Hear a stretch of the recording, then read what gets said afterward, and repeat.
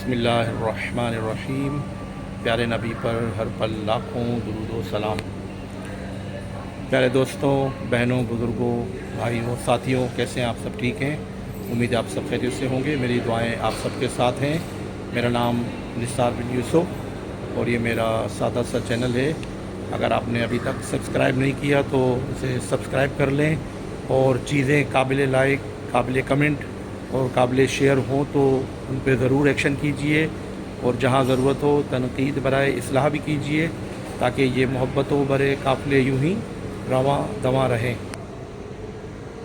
آج آپ سے کچھ باتیں شیئر کرنی تھی فلسطین سے متعلق، اور اسرائیل اور جو خطے میں اس وقت جو بدامنی اور جو یہ خوف و ہراس کا ماحول پھیلا ہوا ہے، اس سے متعلق یہ عرض کرنا تھا کہ جو ہو رہا ہے، جو ظلم کر رہا ہے، سب کو معلوم ہے۔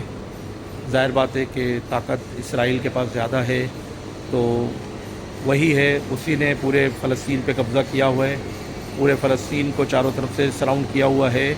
اور اگر خالی فلسطین یا خالی حماس جو ہے وہ اسرائیل سے دست و گریباں ہو تو 2021% زمینی حقائق تو یہی کہتے ہیں کہ فتح اسرائیل کی ہوگی۔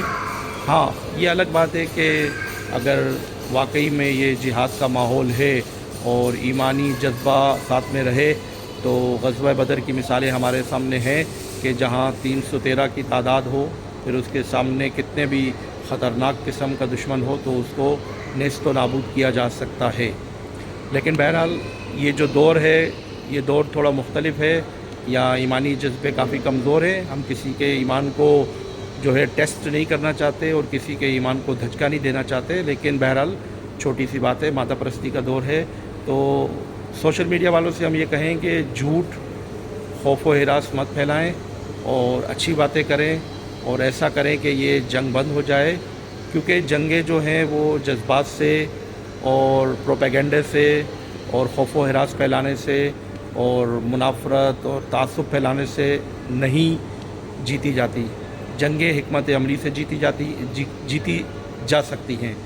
اور میں بھی آپ ہی کی طرح ایک کلمہ گو مسلمان ہوں، اور میرا بھی یہ عقیدہ ہے کہ اگر اسرائیل کے ساتھ علماء کرام جہاد کا فتویٰ دیتے ہیں، علماء حق، تو بالکل جہاد ہونا چاہیے، لیکن جہاد جو ہے وہ حکمت عملی سے ہوگا، وہ آپ کی میری بیان بازی سے اور اس سے نہیں ہوگا۔ صحیح بات ہے کہ ایمان جو ہے اس کا جو باہر آتا ہے آؤٹ کم، وہ بالکل ہے، اور اس کی قدر کرنی چاہیے، کیونکہ جذبات جو ہیں اس کو آدمی کنٹرول نہیں کر سکتا، اور جذبات ہوتے ہیں، ان کی قدر بھی ہوتی ہے، لیکن وہ کہتے ہیں نا، جذباتی ہونا چاہیے لیکن جذبات کی روح میں بہنا نہیں چاہیے۔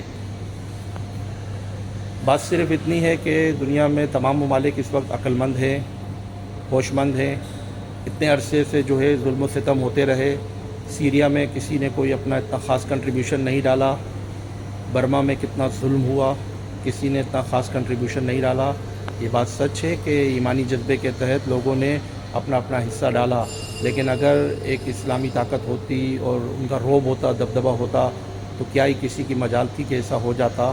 کم از کم اگر مذہب اسلام کو تھوڑی دیر کے لیے نام نہ دیا جائے تو انسانیت کے لیول پر ہی کچھ ہو جاتا، لیکن اس پر بھی کام نہیں ہوا۔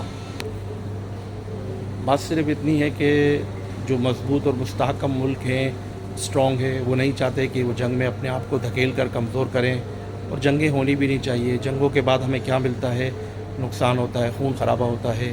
ہر چیز کا جو حل ہے وہ امن میں ہے، امن کا پیغام دیا جائے۔ لیکن اسرائیل کو ہم یہ تنبیہ دیتے ہیں، وارننگ دیتے ہیں، ریکویسٹ کرتے ہیں کہ آپ جو ظلم کر رہے ہیں اپنے ظلم کو بند کر دیں۔ آپ کا یہ ظلم جو ہے کہیں آپ کو لے نہ ڈوبے، کیونکہ کبھی کبھار ظالم اپنے ظلم کے نشے میں بہت آگے چلا جاتا ہے۔ جیسا کہ ماضی میں ریجینالڈ نامی انگریز جو تھا، وہ اپنے نشے میں بہت بے خود تھا، اور اس نے بہت نازیبا کلمات کہہ دیے تھے، لیکن اللہ تعالیٰ نے سلطان صلاح الدین ایوبی رحمۃ اللہ علیہ جیسے بزرگ عظیم لیڈر بھیجے کہ جس نے اس کی گردن اڑا کے اور قبلہ اول کو مسلمانوں کو واپس دلا کر ایک فتح و نصرت کا جھنڈا گاڑا۔ تو ہم اسرائیل سے یہی کہیں گے کہ آپ ایک پرامن رہیں اور ایک پرامن فضا میں کام کریں، نہتے مسلمانوں پر، نہتے انسانوں پر مظلوم بچوں پر، مظلوم عورتوں پر مظالم نہ ڈھائیں، اور باقی جو لوگ ہیں وہ لوگ بھی دعائیں کریں اور حکمت عملی سے کام لیں۔ اور واقعی میں اگر جنگ ناگزیر ہوتی ہے تو عالم اسلام کو چاہیے کہ وہ حکمت عملی کے ساتھ جو ہے جنگ کریں، جہاد کریں، اور دشمن کو یا ظالم کو یہ بتا دیں کہ کل کسی مسلمان پر یا کسی مظلوم پر ہاتھ اٹھانے سے پہلے وہ 100 مرتبہ سوچے۔ لیکن حکمت عملی ایسی ہونی چاہیے کہ ہماری جنگ جو ہے وہ جیتی جائے، اس میں جنگی جنون نہ ہو، اس میں جذباتیات نہ ہو، ایمانیات ہو، اور بالکل جذبہ جہاد ہو، اور ظالم کا کلا کما کرنا ہو، ظالم کو کیفر کردار پہ پہنچانا ہو، نہ کہ اپنا نام کرنا ہو۔ اللہ تعالیٰ سے امید ہے کہ اللہ تعالیٰ جلد اسرائیل کو اس کے عزائم میں ناکام کرے گا، اور وہ اپنے جو اس مکر و فریب میں اور اپنے جو اس فخر میں ہے، اللہ تعالیٰ اس کے اس فخر کو خاک میں ملا دے گا، اور وہ ضرور بالضرور انشاءاللہ تعالیٰ شکست کھائے گا انشاءاللہ تعالیٰ۔ اور اس کے بعد ابھی بھی وقت ہے کہ وہ توبہ کر لے اور معافی مانگ لے، اور غریبوں پر، مظلوموں پر ظلم نہ کرے۔ بہت ہو گیا، بہت ہو گیا، بہت ہو گیا۔ خدا را اللہ سے ڈرو۔ آپ لوگ بھی اگر میری بات سمجھتے ہو تو آپ لوگ بھی اللہ پہ ایمان رکھتے ہو، نبیوں پہ ایمان رکھتے ہو۔ اہل کتاب کا یہ شیوا نہیں ہے، اللہ کے بندوں کا یہ شیوا نہیں ہے، توحید کے دائیوں کا یہ شیوا نہیں ہے، تو ایسا مت کیجیے۔ اللہ تعالیٰ ہم سب کا حامی و ناصر ہو۔ صلو علی الحبیب، پیارے نبی پر ہر پل لاکھوں درود و سلام۔